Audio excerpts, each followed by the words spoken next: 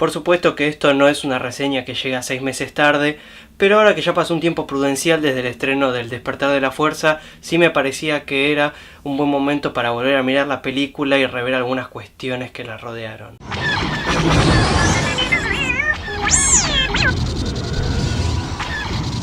A pesar de que la película tuvo en general aclamación por parte de la crítica y también de los fans, hubo algunas personas no solo que no les gustó mucho la película, sino que estuvieron más bien bastante molestas con lo que hicieron en la nueva entrega de la saga, ya que la mayoría de los planteos que se hacían en contra de la película eran que básicamente es un reciclado del episodio 4 y 5.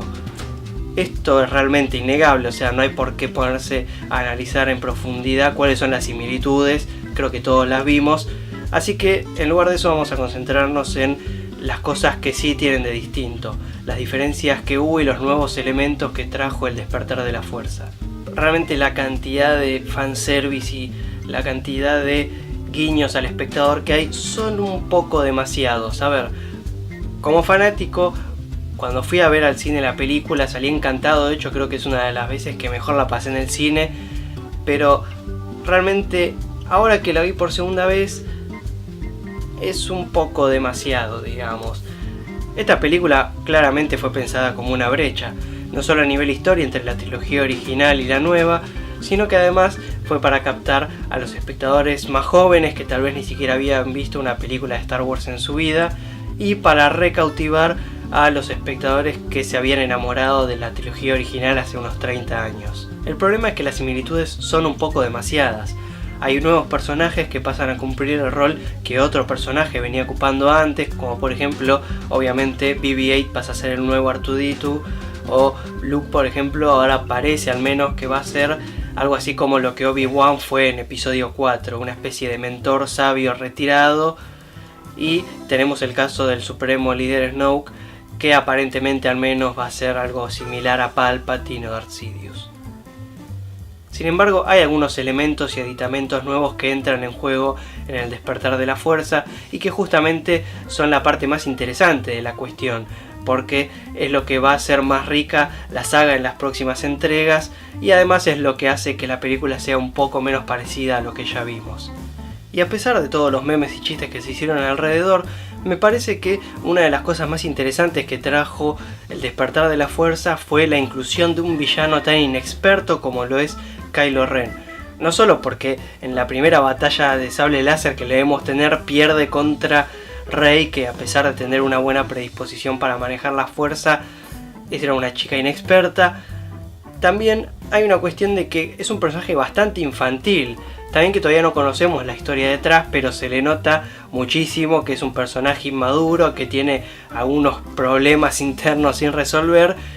como obviamente también lo tuvo en su momento Anakin. Y más siendo que se viene de un villano tan icónico como lo es Darth Vader, no solo porque fue uno de los Sith más poderosos de la historia, sino que además es uno de los villanos más reconocibles, más famosos de toda la historia del cine. Entonces, si en el Despertar de la Fuerza hubieran tratado de hacer una especie de Darth Vader 2.0, realmente no les hubiera funcionado, eso hubiera salido mal desde movida. Entonces me parece bien que hayan ido por un camino un poco distinto y que también tiene alguna reminiscencia a las motivaciones verdaderas de Anakin y que a la vez puede dar lugar a algunas cosas un poquito distintas a futuro. Pero no vamos a hablar solo de lo que fue la historia porque, como dije, esto no pretende ser una reseña. Vamos a ver también algunas cuestiones que rodearon a eso, como por ejemplo, hubo bastante gente que se indignó, se molestó porque Luke casi no tuvo participación en la película, lo cual me parece bastante raro. O sea, es como que nadie les prometió a Luke, apenas salió en el tráiler prácticamente nada y ni siquiera estaba en el póster, o sea, y eso que el póster tenía muchos personajes, incluyendo a Capitán Phasma, que eso sí me pareció bastante tonto, como un personaje que le sacaron un montón de figuras de acción, la vendieron bastante bien y aparecen 3 escenas nada más y casi no tiene diálogo. Además parece que alguna gente olvidó que esta es nada más la primera entrega de una nueva trilogía, es decir que todavía no vimos ni siquiera la mitad de la historia que componen estas 3 nuevas películas. Entonces me parece que no tiene sentido haberse molestado porque Luke apareció prácticamente nada, porque era bastante obvio que iban a dejar para después, que tenían que guardarse algunas cosas para explotar en los episodios siguientes. Entonces, entre eso y que Luke prácticamente no se promocionó, me parece que fue más una expectativa de la gente que una promesa incumplida. Y hablando de Luke, otra cosa con la que no concuerdo pero para nada, es esto que mucha gente parece estar convencida de que Rey es hija de Luke. A ver, no hay duda de que es una Skywalker porque claramente tiene una conexión bastante personal con el sable de Anakin y por cómo maneja la fuerza, de eso no hay duda. Ahora, no hay absolutamente ningún indicio de que sea la hija de Luke. Además, a ver, venimos de Star Wars, una de las sagas que pegó uno de los plot twists más importantes, o mejor dicho, más referenciados, más recordados de la historia del cine, que es Luke, yo soy tu padre. ¿Realmente se piensan que la gente que está atrás de esto, los escritores, teniendo la saga que tienen entre sus manos, van a caer en algo tan obvio que todo el mundo lo toma por cierto, como que Rey es la hija de Luke? No. Y personalmente me arriesgo a que es más bien una hermana, o aunque sea media hermana de Kylo Ren. El despertar de la fuerza tiene algunos agujeros en la trama que a varios nos quedaron dando vueltas en la cabeza cuando salimos del cine. Sin embargo, esto se explica en un material que salió en paralelo con la película que se llama Antes del despertar, donde por ejemplo nos explican que el motivo de por qué Rey sabe manejar tan bien o con tanta facilidad las naves y simplemente en una chatarrera es que encontró un simulador de vuelo mientras estuvo en Jakku, donde tuvo tiempo para practicar y aprender un montón, y por eso es que se las arregla tan bien con el halcón milenario la primera vez que se sube. Otro interrogante que quedó fue cómo hace Finn, o por qué Finn puede hacerle frente a Kylo Ren en una batalla con sables láser, siendo que, bueno, Kylo Ren es uno de los Sith más poderosos que hay y Finn es simplemente un Stormtrooper que, al menos por lo que parecía, jamás había agarrado un sable láser en su vida. La cuestión es que Finn, a pesar de que no nos lo dicen, fue el mejor dentro de la academia, los Stormtroopers, y después de que el Imperio cayera ante los Jedi, en este resurgimiento que tuvo la Primera Orden, ahora a los Stormtroopers los entrenan con sables láser también. Por tanto, Finn es por eso que sabía manejar también el sable láser y le pudo hacer más o menos frente a Kylo Ren. Sin embargo, tal vez algunos piensen que, ya que esto está explicado en otro material por fuera de la película, no contaría como agujero en la trama y está explicado, está justificado, pero no, y esto tal vez merecería un video aparte,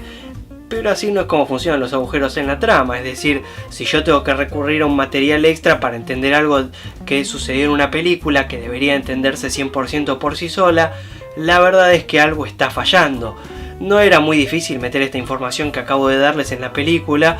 y por tanto realmente yo lo considero como un agujero en la trama o un fallo de parte del guión o de la dirección, porque era algo que tranquilamente se podría haber incluido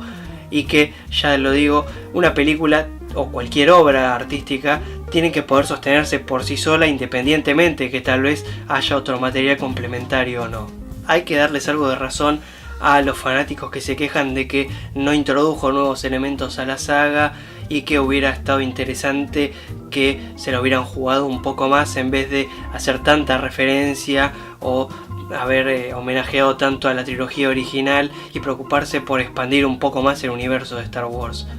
Sin embargo, si vemos la trilogía de las precuelas, todos sabemos bien cómo terminó eso y justamente lo que quisieron fue innovar, fue sumar nuevos elementos y efectivamente lo hicieron. Trajeron elementos nuevos dentro de la saga de Star Wars y la verdad es que no funcionó. Entonces, si van a innovar como lo hicieron en la saga de precuelas, la verdad que prefiero que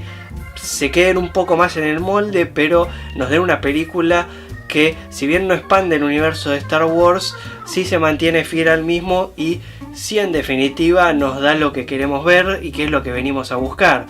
Porque si vamos a introducir elementos nuevos, pero saltan con Jar Jar Binks o con los midichlorianos, la verdad que no. Esta no es la secuela, el nuevo aditamento que queríamos que se haga en la saga.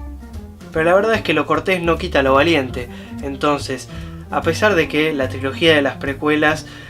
fue un poco más osada y trató de incluir nuevos elementos a la saga de Star Wars, la verdad es que el resultado final no convenció a la mayoría de la gente. Entonces la intención no siempre lleva necesariamente a un buen puerto. En cambio, El despertar de la fuerza, a pesar de que se mantiene más fiel y que tiene un montón de elementos reciclados de la trilogía original y todo lo que ustedes quieran, como resultado final es una mejor película porque en definitiva es más fiel a lo que nos entretuvo originalmente y se sostiene mejor por sí sola, más allá de los pequeños agujeros en la trama que mencioné. Aunque no expande el universo de Star Wars, sí es mucho más amena y en definitiva se disfruta más de ver. Y eso se puede ver no solo en el aprecio de los fans, sino también de la crítica. Es decir, claramente la gente sintió un mayor gusto por este episodio 7, que fue más fiel al original, que por las otras que trataron de innovar y claramente fallaron bastante mal. Porque claro está que la intención no hace a la película. Así que los que están esperando que aparezca algo de material nuevo en los episodios 8 y 9, yo les diría que no tengan demasiada fe en eso, porque al menos por lo que se ve en El despertar de la fuerza, van a tener algo bastante conservador en respecto a la trilogía original.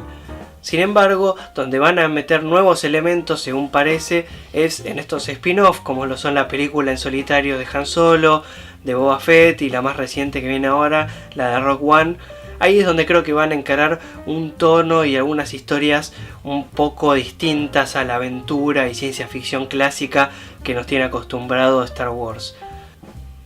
Algunos incluso dijeron que era la mejor Star Wars de todas después del Imperio Contraataca. Personalmente no estoy de acuerdo,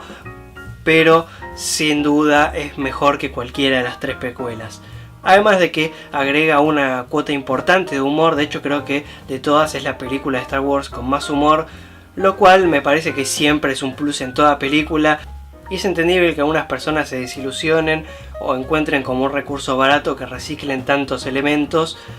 Es una repetición claramente, pero es una repetición bien hecha. No solo porque agrega algunos elementos que la vuelven un poquito más fresca, sino que además es una repetición, es un gran homenaje excelsamente hecho. Está bien dirigido, está bien actuado, está... bueno, obviamente sorprendentemente musicalizado por John Williams. Está básicamente todo coordinado y recreado de una manera excelente,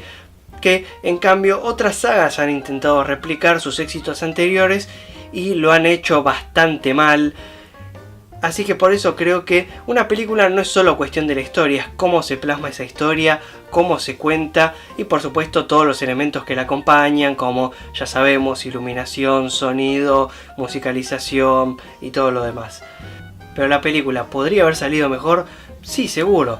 pero la cuestión es que también podría haber salido no solo peor, sino muchísimo peor y muy fácilmente. Entonces, que hayan logrado lo que se logró no me parece algo menor, sobre todo cuando se trata de una saga tan enorme y con uno de los fandom más grandes de la historia como lo es Star Wars. Entonces, realmente el peso que había en esto era enorme y arruinarla hubiera sido extremadamente fácil. Así que haya salido así de bien, la verdad es que es algo más para agradecer que para quejarse. Me parece que en este caso, poniendo en la balanza todas las cuestiones entre lo bien que podría haber salido y lo mal que podría haber salido, me parece que hay bastante para agradecer. Y a pesar de que efectivamente hubiera estado bueno y hubiera enriquecido más la película, que hubieran incluido bien nuevos elementos a la saga, la verdad que decir que la película es mala solo por esto me parece que desprestigia el muy buen trabajo que se hizo detrás. Porque la verdad es que efectivamente es un reciclado, pero es un reciclado excelentemente hecho y que se disfruta muy bien. Así que bueno, déjenme en los comentarios qué les pareció El despertar de la fuerza, para dónde creen que va a encarar la saga. Y de paso les comento que el próximo video va a salir un poco después, porque va a ser la reseña de la primera temporada de Preacher, que termina el domingo a la noche. Así que bueno, entre escribir, filmar y editar, obviamente el video va a salir después del domingo, probablemente calculo que el martes. Así que bueno, como siempre, muchísimas gracias por ver. Si les gusta el cine y la serie, suscríbanse y nos vemos la semana que viene.